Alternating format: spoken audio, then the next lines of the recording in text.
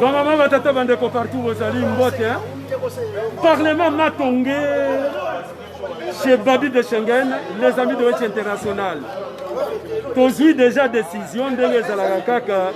Cyprien Oueti le cordon, na zongi na place na ngai na sima. Tozana président na biso wakumpala. Otitembe okutani na ngo. Wakumpala aye na idéologie. Toko pala yo oye na bantivaleur.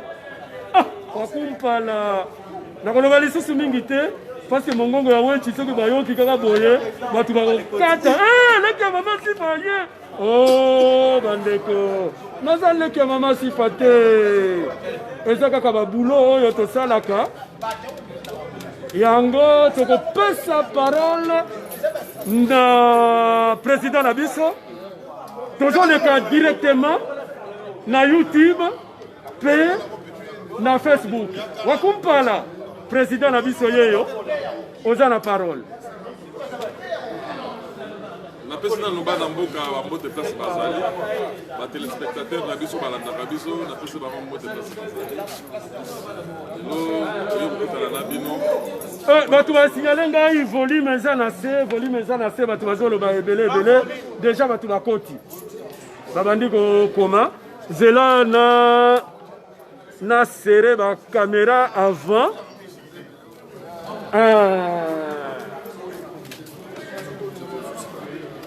bon, papa Wakumpala, on se voit. Voilà, bon, vous voyez, pendant solo la pona batiweri oyo za salama na Kivu, yamana lelo eza sujet na biso ya lelo to lobela lelo. Pour quand même trop c'est trop. Ba ndeko na biso bazo kufa na Kivu, tinna baza okufela na Kivu, tozo yebela mote. Donc yamana to yekolobelango lelo. Bah parlementaire combien présenter nos parlementaires hein? Et puis on lancer débat. Nous allons parlementaire na biso mibale, nous allons bango sur place. À des fois ba ozala misato pour mo kona na comité tozo zelae, azana mwana azana nzela, moko ko sezana nzela. Tozana Monsieur Dezou yende azana na biso lelo, invité na biso lelo et puis tozana na joli matezolo. Les Ndjilois les plus suspects, yende to solo la lisolo, lelo ya tiweri zo salamana.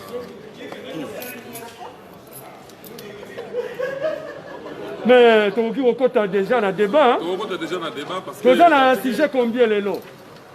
Tu as un sujet za tiweri na Kivu yende to solo la lelo. Na mwandambu to solo la makambo ya kaka ya distraction. N'est to mesana bolo ba distraction to bosa na yango te po distraction peza mwa mingi. On a repris ça dans nos paroles na Monsieur Denzou et Aza. Oui, l'autre bandeko. Ma volume. Congo Messano. Ah, mais bon, tu as un masque, il faut que tu aies un masque, kaka. C'est-à-dire pour se protéger biso na biso. Sinon, on va la président, on va parlementaire, on va donner exemple. Tous les masques, masques zali toujours, tous les masques nanga yango yo. Un beau tia. Voilà, donc pour la protection. Pour la protection. Mais merci beaucoup. Merci beaucoup. Il faut que la maladie zali protection toujours. Merci bandeko pour la émission na biso. Mbote mingi na ndenge bomoni biso susu na bandako na bino eza juste te kolobela pasi oyo toza nango na motema ndenge bandeko na biso bazo continuer kokufa na Kivu yango toye kolobela mokie ko proposer comme moi quelque chose pour essayer un peu d'arrêter cette tuerie parce que comme ça la passe. On ne s'est plus passé une semaine sans que on a vu ça bakufi. Vraiment ils ont ça la passe makasi, pas si vraiment.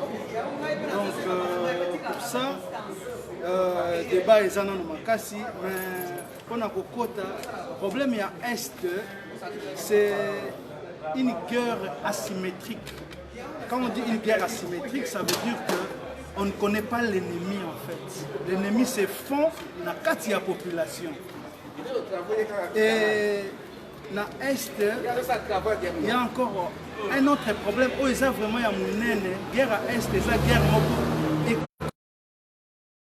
Ils ont parce que ils ont infiltré ou ils ont une guerre à Est et si bien vraiment ils ont économie. Et Belé va profiter de la guerre à Est pour s'enrichir. Donc, pour entrer de jeu, il y a mon entourage la mer, il y a à développer. On a 6 paroles dans la bateau. Ok, on a donc sa parole dans le Bonabiso, Joli Matizolo, Yépe, après Kolobela, les Cambouatiori, toujours ça la passe dans Mboka, Yépe à Lobela, après ça biso moi.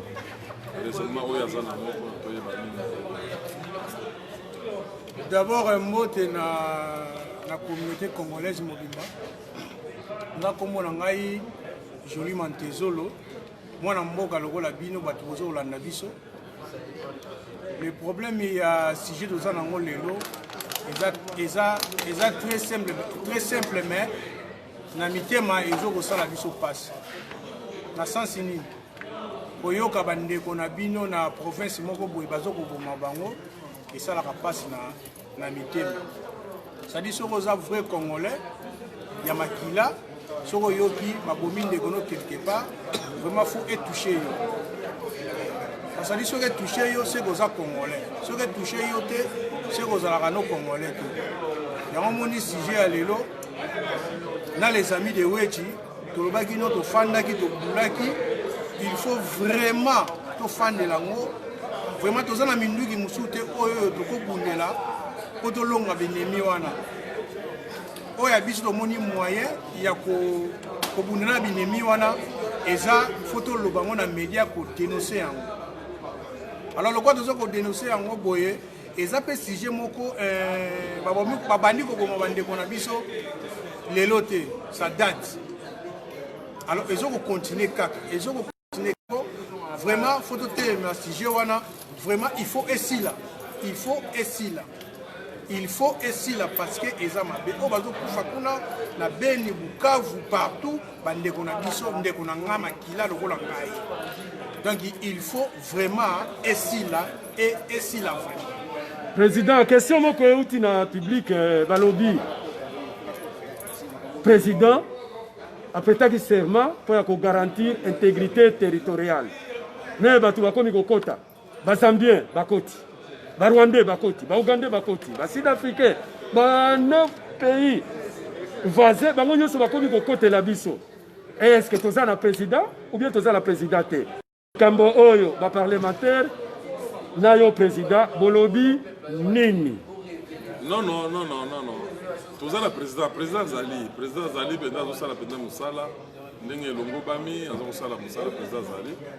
Président pour sala makamoni surtout à la fois quand même président public yim to sala musala nyo surtout na bato ba sala musala bazali chef d'état-major bazali musala ya chef d'état-major bazali musala ya ministre de la défense ezali ministre de la défense musala nende ya ngoni to sala musala wana na ba chef d'état-major président azala pour na kotinda bato pesa ndikisa ko kende bino musala esala mana ndenge na bembe ba oyo ba kosala yango bazali donc o ba kosala musala na bazali alors na pesa nanu ndeko na biso dezu yebe akoko komanyola biso likambo yango ndenge ezali.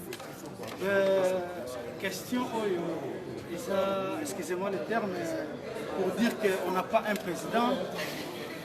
C'est pas une bonne manière de poser la question. Là, je dois être franc avec vous, monsieur Mbeti. Non, et on est dans le public. Ah ouais. Parce que c'est ça la public. Public, ils ont suivre les parlementaires. Bango, bah, bien là, comme côté. Public, question on est dans le public. Va poser bino. Bino, on doit expliquer dans le public. Ngaïté. Ngaï na zongi na place na ngaï caméraman. Mais espère. On a le public. La République démocratique du Congo a un président, le chef de l'État, le garant de la nation. Mais c'est normal, public, des fois, à s'inquiéter, à Mitouna, mais comment on peut être envahi par 9 pays voisins sans que l'État n'a besoin réellement il est les garants il y a la protection territoriale. Mais bon, pour ça, je vais dire une chose. Président, nous avons un président qui est socio-démocrate.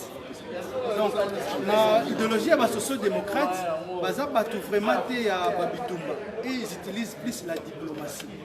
Et Fachi a utilisé la diplomatie en Zambie et les résultats sont là. Les Zambiens, Fachi a boyi kokende na mona minduki, akena ngona ndenge ya biki. Et résultat yangwana. Parole au président, il y a beaucoup à dire sur ça pour ne pas monopoliser la parole. Ok, donc merci parole à M. Matezolo Joly, qui est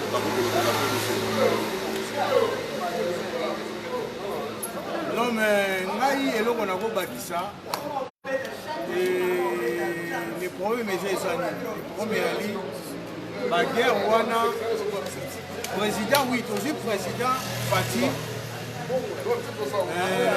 mon mboka donc ndenge tobengaka ye tomisala kobenga béton ndenge tomisala kobenga B52 mais les problèmes ezali les problèmes ezali bitumba wana ezobundabunda na bamboka kuna bazambien banani bato nyonso oyo bazoya kosala guerre na mboka na biso eza nango simple eza nini eloko nga na kosenga na président Fati eloko ya liboso avant abanda kosala recensement ya congolais nyonso na mboka abana nanu kosala recensement ya tous les militaires na Congo. C'est-à-dire tous les militaires na Congo toyeba nani aza nani. Alors so mumunya to take biso toyeba déjà oyo aza mumunya oyo aza infiltré. C'est-à-dire ce qui recensement ya ba militaire et salamité. Ce qui recensement ya ba militaire et salamité. Donc on continue quand on a 10 ans, 15 ans, on a la même situation. Merci beaucoup de Bozomona. Tozali awa na batu baza ebele bazo suivre ba parlementaire. Bon côté. Donc ceux qui parlementaire moko président likambo oyo idée outi pas ya parlementaire. Au lieu de ça, le recensement, il y a des Congolais. Tout le monde a un recensement militaire, un parlementaire. Parce que l'idée où il y a un parlement à Matongé, chez Babi de Schengen, réalisé par les amis de Witch. L'idée à l'ibosser un parlementaire. Au lieu de ça, le recensement, il y a un recensement armé. Président, au moins il y a un parlementaire. Oui, le recensement. C'est normal, il va faire le recensement militaire. Mais pour notre président, déjà, président de la République, Ayebi, l'armée qui président, déjà, avant déjà une année et demie, Ayebi qui n'a qu'à s'y armée. Donc, pour le recensement, Ayebi c'est président, mais il faut recensement ça. Pour le président, Ayebi n'a qu'à s'y armée dans la police qui parce que à ça vendu na bango. À ça vendu na bango, Ayebi na kati wana ti a nommé, ti a sali ba nomination. Il y a des généraux. Atie mutu na place na ye, Ayebi moko na bango. Ayebi kati ya armée wana banani basabu. Pour un recensement, na ebité na mutika ndeko na ngai Benzu comme ça à l'obelamo sobi ya pour mon merci Bandeko. Le problème il y a recensement. Nous avons un conseil supérieur de la défense. Oyo azana ba batu nyonso on a pour ça le recensement, il y a des militaires, policiers, il y a la République. Mais pour donner tout au président de la République, c'est difficile. Non, ce qui va s'engager recensement, c'est parce que le lobby armé est infiltré. Dans le recensement, le Colongo va infiltré. nde public ya se d'ailleurs public mpe ekokota président tozosenga yo permission il faut public baya koposer baquestion problème ya public public aza peuple congolais aza na droit ya kokota moto na moto aza na ndenge apesa l'idée elle est bonne pour recenser nos militaires et ça idée moko malamu mais état-major général amorça déjà eloko wana ya recensement ya bamilitaire na biso ya mboka tomonaki yango na année passée l'état-major commençait à recenser les militaires parce qu'il y a eu beaucoup de fictifs na kati ya effectifs ya armée na biso donc mais c'est une bonne idée il faut comprendre qui est qui idée ndeko na biso c'est génial vraiment mais yango vraiment te aussi sa guerre à l'est donc c'est parmi des idées mais yango vraiment te ouais toi ça peut na opinion pe toyoka na parlementaire na biso ope baza na mopanzi mpe bayebisa biso opinion na bango baza nango na moto topesa bango mpe bapesa biso bandima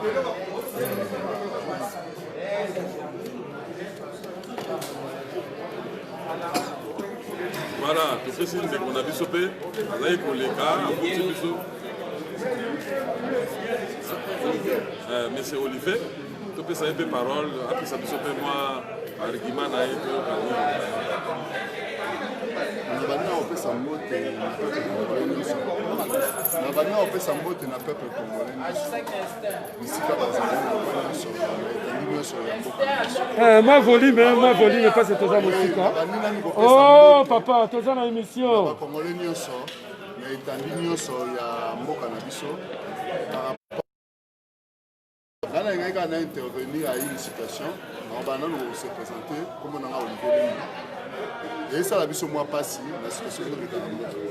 Au monde, on a des et la mission va prendre des vivants. Toujours condamné au Konzamboka, en réalité, toujours condamné au Konzamboka parce que l'armée autour où il y a Kouti, effectif armé, il y a un peu ça. Dans quel sens? Les militaires baza 100 000. Mais en réalité, les militaires aiment 100 000 militaires, baza 20 000. 80 000 wana, les alliés, tout le monde va exister. Juste pour que je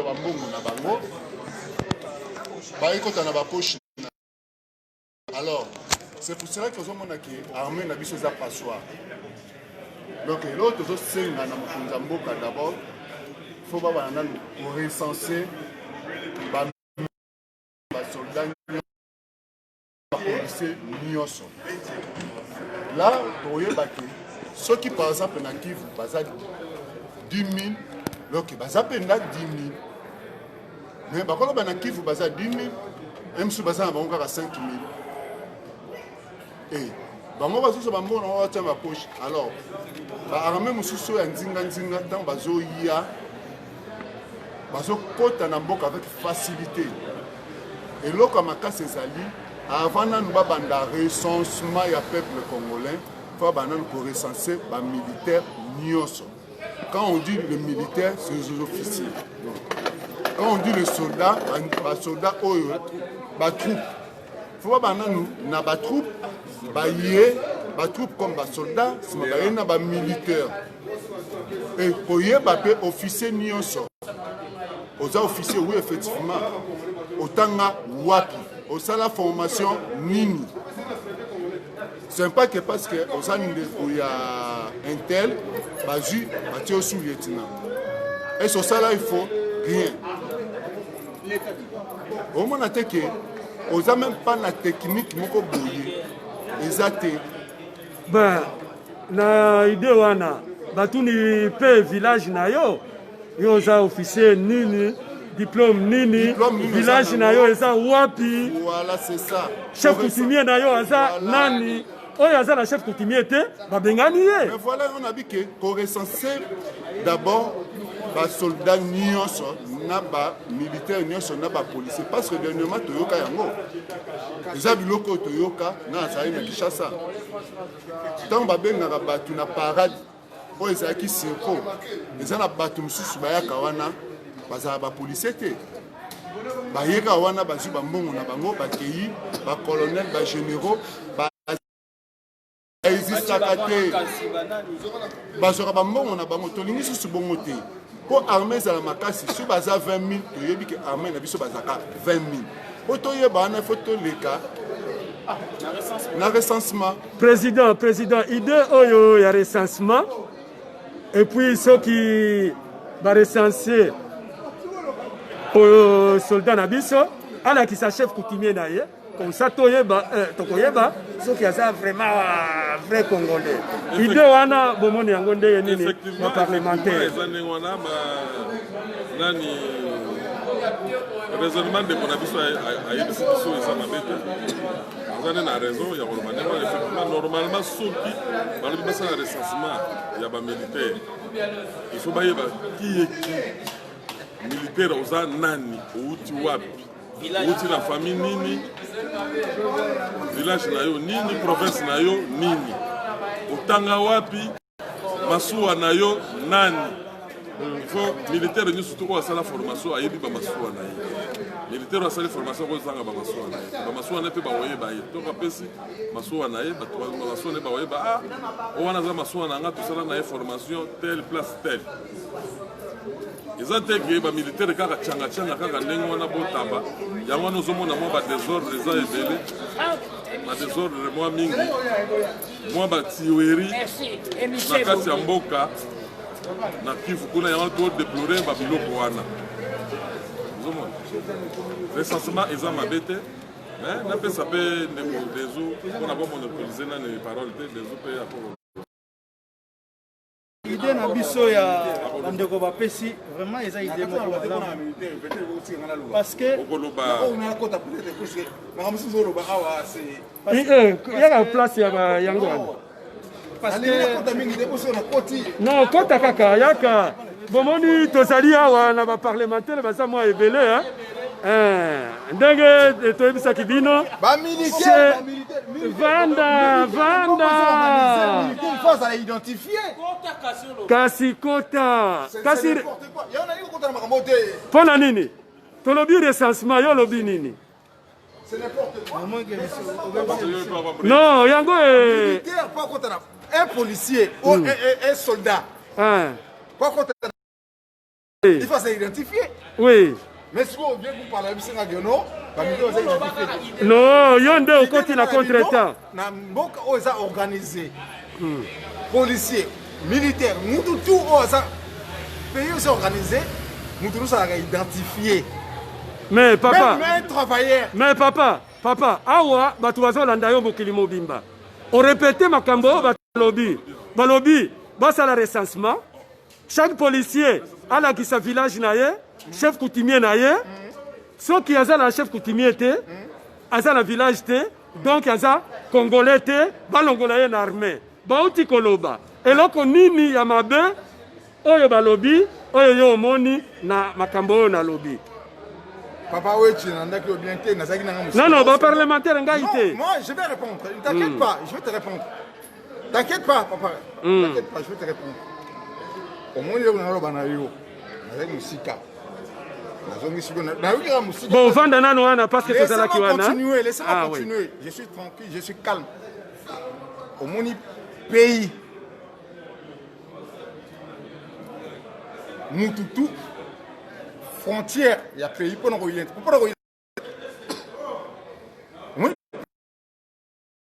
Pays, les frontières bien sécurisées. Mais si le pays est sécurisé, beaucoup de natifs, comment? Bon, jamais. Ben, tout le temps.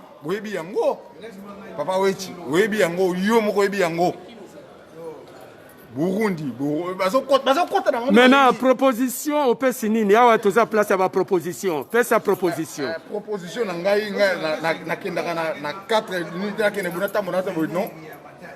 opposition ezala rare peuple oyo aza les seuls oyo akotombola mboka wana peuple nde fatemela atelemela article 64. Merci beaucoup toza na parlement. Laissez-moi continuer. Fatelema article 64 babundela mboka na bango bayebaki tozo occupé. Merci beaucoup toza na parlement mutu na mutu aza na po devina ye na parlement mutu nyonso azaka na po devina ye vanda nano parce que ngai na non laissez-moi continuer s'il te nakozonga te nakozonga lisusu makambo suba o balobi te namoni balobi makambo suba balobi mais ce n'est pas grave. Wechi nayebi si oke nani ba mingi te pona bato bayebaka wechi azaka compte makambo ebelebele na so moninga na image boye ba mutu akoti wa ndenge nini. Non, wana ezalaki le premier wechi n'est pas le deuxième wechi. Le deuxième wechi aye na parlement. Maintenant tozokende bato baza mwa ebele olobi mingi mais ya makambo na conclusion ya makambo ya ndeko na biso aye ko rejoindre kaka idée ya ba parlementaire. Tozapela parlementaire musu pe ya boloba pe topesa ye parce que droit ya parole les na motonyo surtout za démocratie président de la République aza démocrate donc topesa pe parole na batonyo surtout mutu na mutu apesa avis na ye oyo ya moneli. Voilà napesi parole na ndeko na ngai. Napesi peuple congolais mbote komona nga Laurent Mbongo. Donc nde toza awa problème na biso ezande recensement il faut salema ya policier na ba militaire bandeko na biso bazokufa toza d'accord te. Le problème est que il faut président azawana il faut acha apesa ordre généraux naie pour basala misala nyonso akosala ye moko te.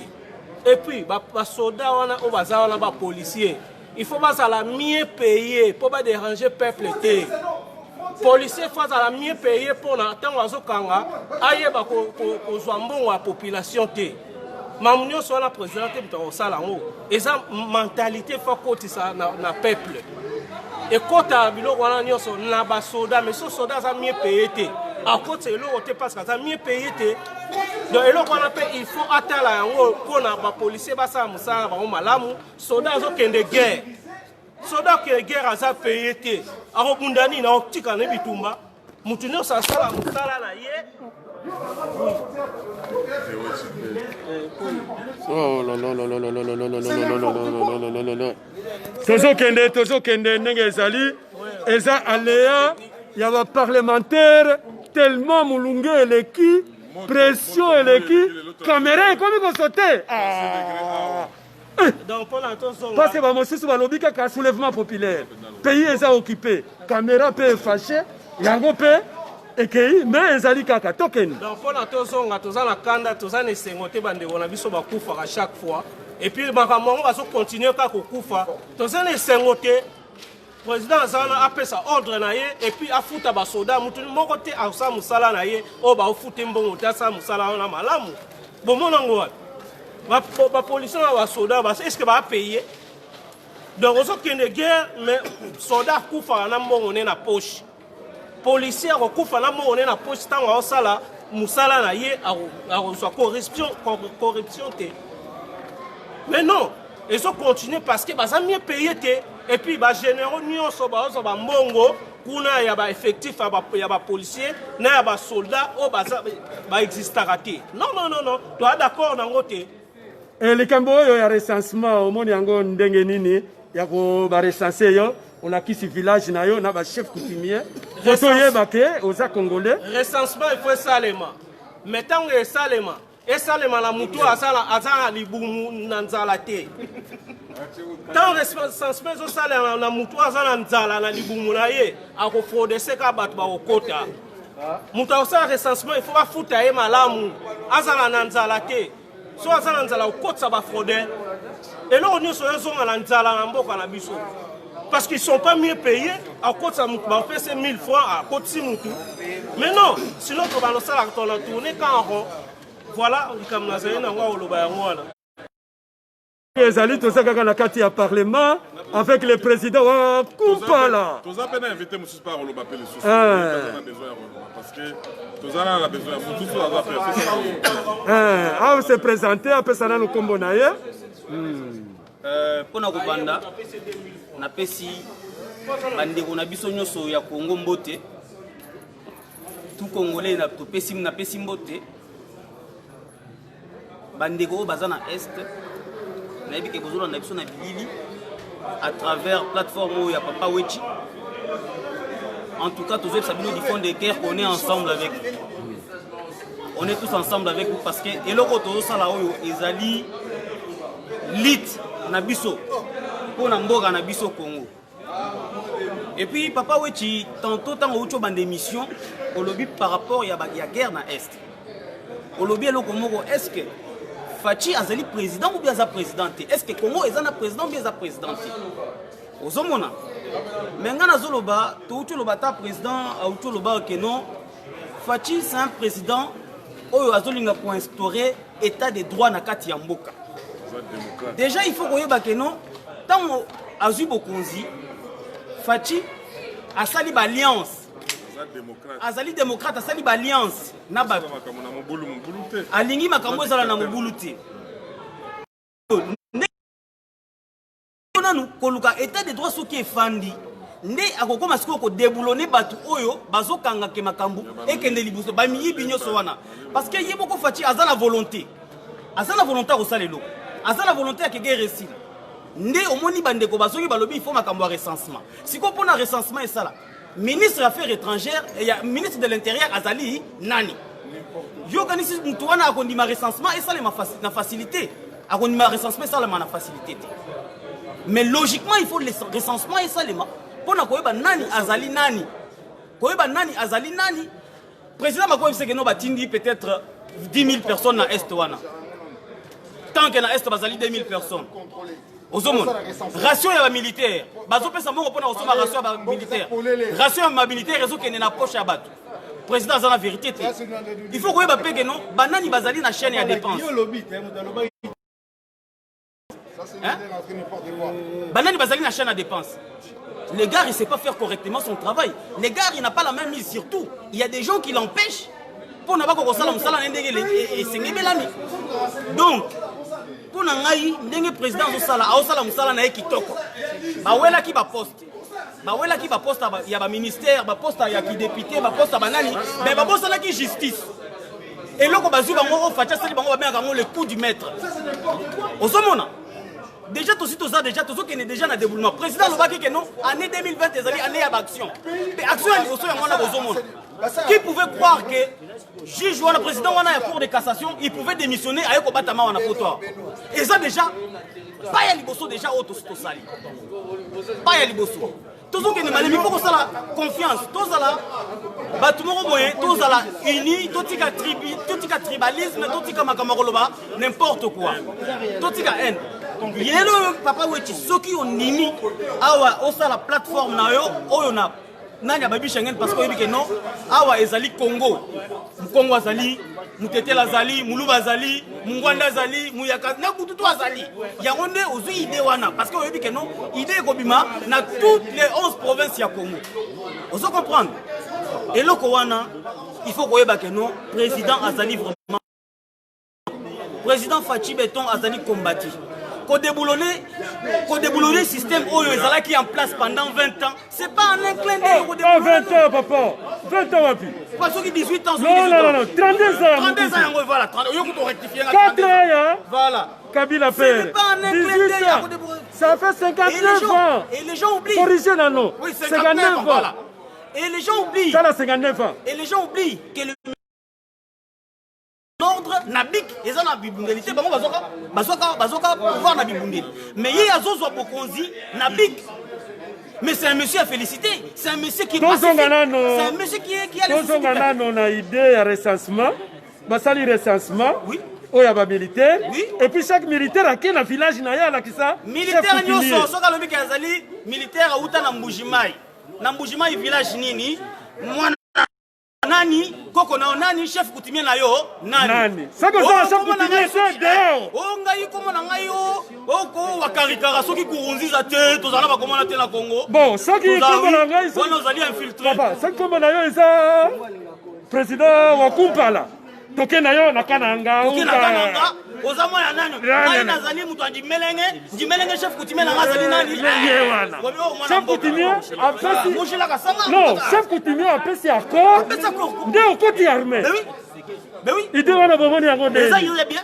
Chef coutumier après c'est accord. On aura des militaires intègres, des militaires incorruptibles. Ozamo na papa. Topé ces conditions parlement il y a président wa Kumpala. Après si message na président Félix Tshisekedi na résumé yemo koloba recensement ya ba militaire et chaque militaire oyo bako recenser ye akende pa ya chef coutumier na ye chef coutumier na ye nde apesi accord soki oza na accord ya chef coutumier te eza bongo te président na ba parlementaire. Oui, chef coutumier. Bon, pour l'angle le chef coutumier des fois fait ça accord, c'est un peu compliqué parce que chef coutumier ou les hommes sont la chef coutumier. Non, parce que Armée Nabiso Balobi, il faut être de nationalité congolaise. Oui, il faut être de nationalité. Ceux qui osent congolais au côté d'armée te, netingai Cyprien ou tina au côté d'armée te. Effectivement, mais oyo baza habilité ya musala musala wana bazali. Bazali province za wana vice nani gouverneur azali vice-gouverneur Ali, bourgmestre Bazali, est-ce que bourgmestre a yebi que wechi ya zamu tiamanyema? Non, tokende nano na parlementaire, toza na parlement. Même aux autres chef coutumier, ok, ne pas chef coutumier. Ne tinga na botem na lingua. Ezala bateau baza natif de Lingwala oba moni ndenge na botami le mutu nyonso fa azalaka na deux témoignages ya bateau bamona epa ya abotama parce neti nga boye moi je suis kinois pardon et je suis natif de Kinshasa donc na mutu ya Ngidinga donc faut pas que na que chef coutumier Ngidinga non chef de quartier na yo mais le problème c'est quoi il y a toujours des témoins non témoin non chef de quartier na yo mais oui oya Lingwala le chef de quartier peut-être oya azalaka wana azala le temps so akufa azala remplaçant mais il y a toujours des témoins au ba monanga ndenge na botama donc ndenge za wana faut ça deux témoins au ba ko témoigner pour na yo politique le problème c'est quoi on va faire exemple moko on appelle exemple un général Numbi salaire du général Numbi azwaka pour azala na parc à Bongo. Pas qu'on a fait ça, pas que moko il y a l'État, au gouvernement et au sala. Au gouvernement et au sala. Mais un individu, général Numbi, a na parc ya Bongo, avant de na parc à Bongo. Mais toi, un jardin géologique à Kinshasa. Exactement, il y a comme côté. Soko mbongo wana na ozula wana. Soko bolanda, soksi ya mbongo wana, eza nini? Azana ba soldat, ba militaire, oyo, ba izisaka te. Akotaka mbongo na poche. Na nini na oni na législation na biso, jamais un militaire à cause de la commerçant. Comme ba commerçant, vraiment pour protéger ba tout moko boy. Place ya zali, a osa la n'importe quoi, commerçant, tout ça ma munyo so wana. Tu peux toyer baké, yo zanani, toujours vendre nani. Effectif ya ba militaire na biso poto un jour to baki na frontière boso bazali 100 to yebi ke baza 100 foto banana recensement commissaire ja otoloba ministère intérieur na biso eza musala na yi mais musala no ministère intérieur aza nani aza na position nini mais c'est ça le problème. OK président olobi nini ouais pesa pe parole na ndeko pour compléter l'idée à Ndeko, nangana lobaka boy. Soldats policiers na mboka na biso ezala te que non soldats wana ou bien policiers wana azalaka mutukulu na balokoti ou bien garçon mo abetaka bato na quartier balokoti yo alokoti okomi militaire. Non, soldats azala mutu amayele. Il faut bazwa ba o bazana ba D6 ou bien basala système basala système ou bien basala système ya poto so silisi classe na yo secondaire que allez mbala moko ki armée mais armée ekozala te ke no mutu moko abeta bato na quartier mutu moko aza mutu makasi mutu moko aza kuluna bozwi botie na armée mpona sala nini na armée et puis recensement eza nini recensement il faut bayeba bandeko no bokola na bango bana classe na bino ya primaire bana secondaire ti aux diplôme là tokoyeba na kieki na mboka na biso merci napesi ndeko dezu mpe ya pokoloba kobakisa merci bandeko yango eza côté ya parlement motu nyonso apesa idée na ye quel que soit modèle ya idée c'est ça la beauté d'ici hein? Donc motu nyonso faut s'exprimer. C'est ça qu'on appelle parlement Matongé Babi Schengen.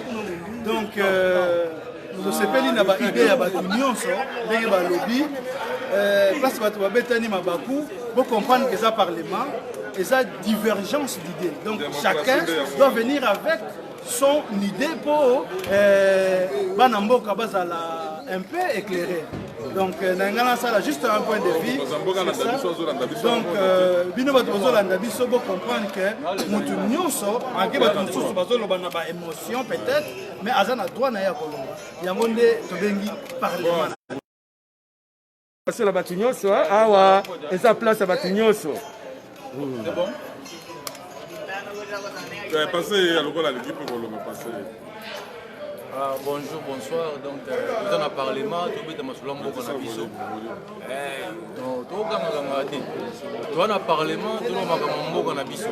donc, on a un message pour la présidence. Donc, président Fachi, nous avons mis trop. Nous avons il faut que ça se mette ça là. Parce que cause des autres eza bato baya basangana toze bate qui fait quoi et quand il est rentré dans le pays on sait jamais.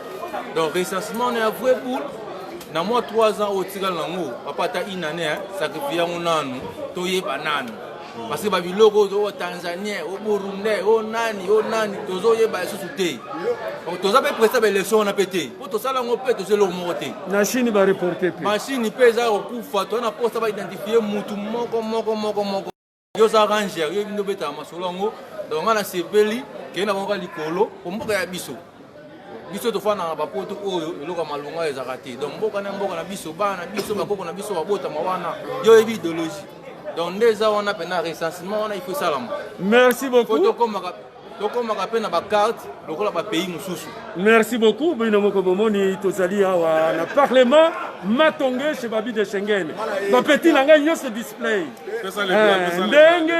Ndenge boyoka les amis de Wechi eza ba petit ya ba display. Ba petit oyo nde ba ko sala makambo awa na poto. Poto mobimba ekomi concentré awa mwana moko ya fra belge aye ye toyebani na ye na tango ya baroi Baudouin ye wana seki malgré que a fâché ayebi ke eza epai ya vie na ye aza mwana ya fra belge. Papa, est-ce que yo oyebi gendarmerie bande rouge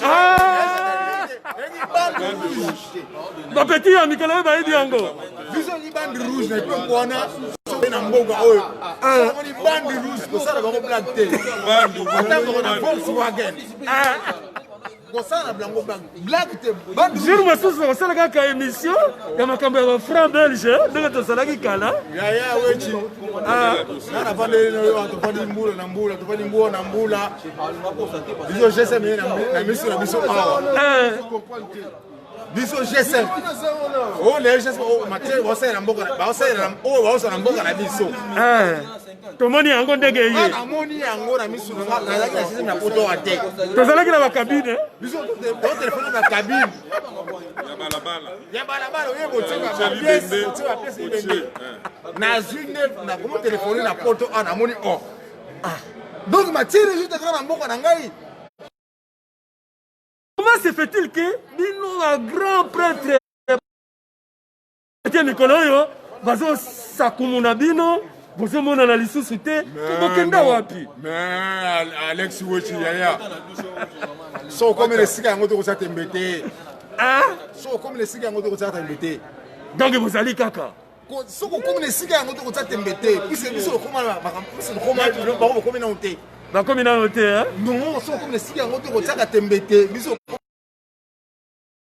boye na terminaison ba boye bango bakenda kisha sa biso kenda kisha te donc c'est comme les sika yango eto komi na sika yango tozonga nano na parlement olingi koloba nini osalope eloko moko te so okotishasa atoke na yo basali eloko te ozali bla ozaleki na biso kolobaloba esisaka mposa ya likambo bon afulwar ete non eza parlement de temps aza na parole kutuma omona oyo ya koloba apasa loba eza kaka bien eza kaka na ambiance obinga na biso mo na oregete puisque nga bakomba tozo bamoni ngai na yo mpo na nini mpo na nini balingaka ngai te mpo na nini balingaka ngai te eza bapeti oyo bayaki na makolo nde balingaka ngai te neti yo bapeti oyo bazolinga yo te bayebi yo te je suis chez moi mais vieux toloba jour mosusu tokosala débat Cyprien wetina bakombata nalakisa bango ke ngai nazalaki nazwaki mbongo ava bango nyonso bokutaki ngai yawo na biloko na ngai bobomi biloko na ngai odosola mon vieux eza sujet tozosolola na biso eza sujet eza en direct eza en direct eza en direct bato bazolanda biso nde tozokontinue koza en direct nga nayebi soki vie bakosala yo mpe rien bamoni nga nasala émission mpona nga nasala yango mpona yo te me nasala yango mpona pays mais de toutes les façons bango nyonso baleka na les amis de Wechi moko te aleka na les amis de Wechi mon vieux Wechi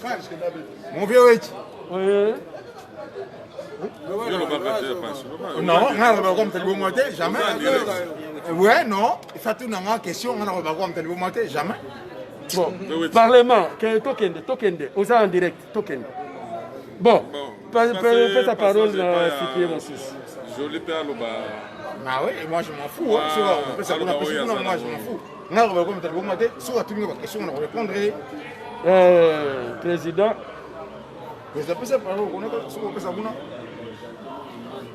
pesa parole côté pas joli tokei mpo na kosukisa tolobi mpe mingi mpo na kosukisa biso tolobi na biso makambo ya bafranc belge il faut comprendre ye il faut comprendre ye yaza mwana franc belge akoli na franc belge ndenge aza wana yango nomoni aza na baméchant mais akodose président mpona ngai naza na confiance na président na ngai akosalaka makambo ya solo parce que déjà yango oyo aza kosala bato bazomona bozopola me bozondima te makambo ya solo yango aza kosala eza komonana boza kopola boza kondima te me nayebi keno eleki na ngai ndenge aza boye aza na méchant ya mboka na ye ndenge bazoboma bato na mboka po avouloir ete ndenge bomoni aza na kanda wana ti bozomona keno alobi makambo azangi nango koloba wana bon vouloir rien te mais est-ce qu'on peut se faire parole à Jolie ça va qu'on va makambo na to clôturer ouais longo ngala ko bakisa parce que naza congolien totila deux fois te donc ça dit Jolie Mantezo le congolien totila na longo ngala ko bakisa ezali omoni mboka place to wuti na place to zali na place to zokende vraiment faut passer na ba étape ya boye pour Congolais moko na moko azwa conscience na ye. C'est-à-dire démocratie ezalaka te donné à faciliter kaka boye. Que bapesi yo démocratie soit ngo tsango na maboko. Okomi na démocratie non. Dans démocratie ezalaka faut que passaka ba étape par étape. Donc so une biso fanda na poto awa bango pe makila etanga awa pour bazwa démocratie. Donc ça dit, Mboka Nyons, même la France, na France mpe mpo bazwa démocratie ezalaka kaka boye bainfiltre mpe bazala. Donc en global, en bref, olongo na kosukisa kaka président kolanda mutu te zwa conseil ya bien bakopesa oyo ya mabe tika, mais linga mboka na esprit na yo osala po peuple congolais a se retrouver. Et là, vous avez posé un rayon. Le peuple congolais a se retrouver. Ah, pour la Soukissa.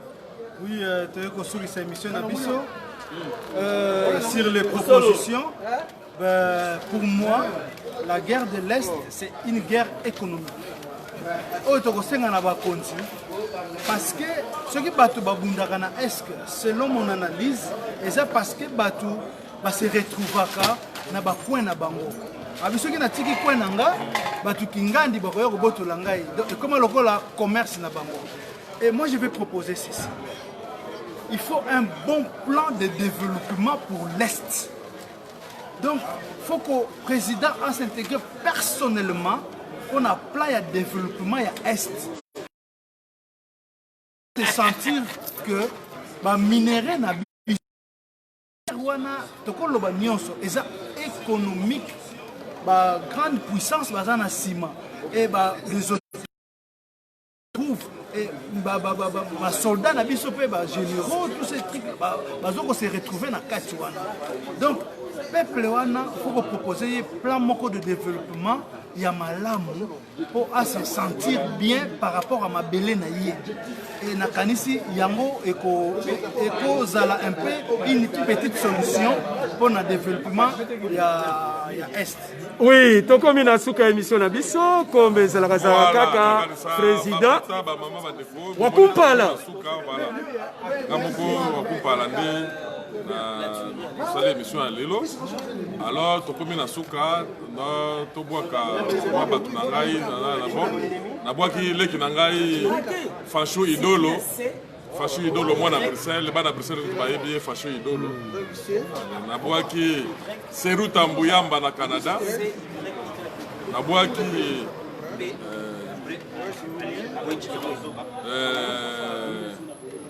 Débat Moussamba na madame naye Karine mosi ya Mongo mosi ya Mungala na salelo na suki wana edele ya waka bazali na mbala ya sima. Merci beaucoup ndenge ezali bomoni place moko bazo sala émission na Matonge ezali awa na parlement Matonge oya babi de Schengen na président wa Kumpala aye na idéologie aye na olingi oyena nyamu tokosala yo kumpalampala aye na idéologie ya kumpalampala donc c'est que yena bantivaleur tokozongisa yo na bavaleur soko yena bantivaleur tolingi bantivaleur te so tolingi bavaleur tolingi te bantivaleur babalukaka lelo boye elodi boye te biso tozala président de la république tina suka. Merci beaucoup.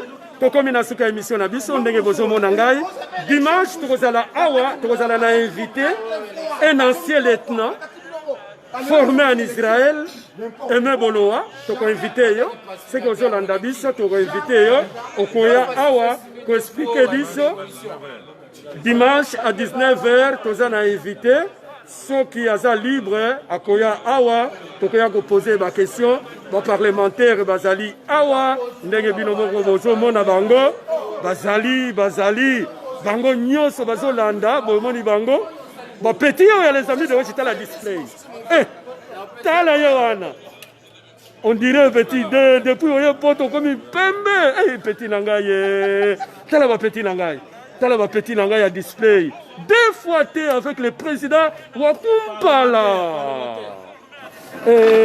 tala ba parlementaire tala ba beauté